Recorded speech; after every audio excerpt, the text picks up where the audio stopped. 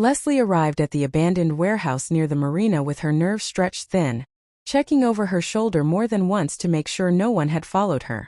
She hated the feeling that had been growing around her lately, a mix of fear and inevitability, like the secret she and Marcel had been hiding was no longer fully in their hands. When she stepped inside, she found Marcel already pacing, tense and furious, and the moment their eyes met, the argument ignited without either of them trying to hold it back.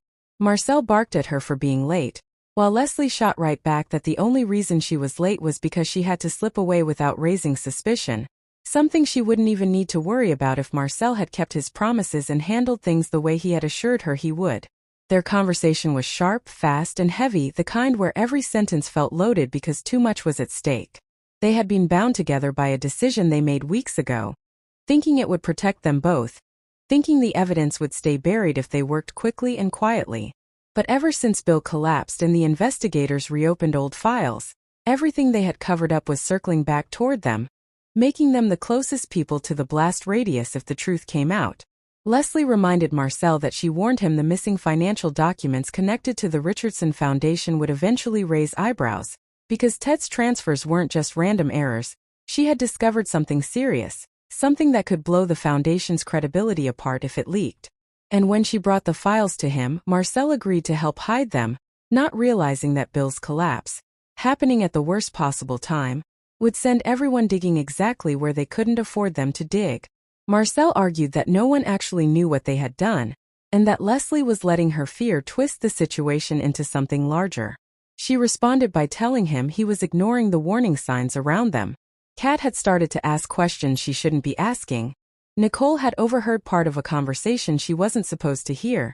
And even Ted sensed that something was happening behind the scenes that didn't fit the surface-level narrative everyone was pretending to follow. Leslie had seen investigators rechecking timestamps and cross-referencing logs that landed dangerously close to the exact window during which Marcel accessed the lab.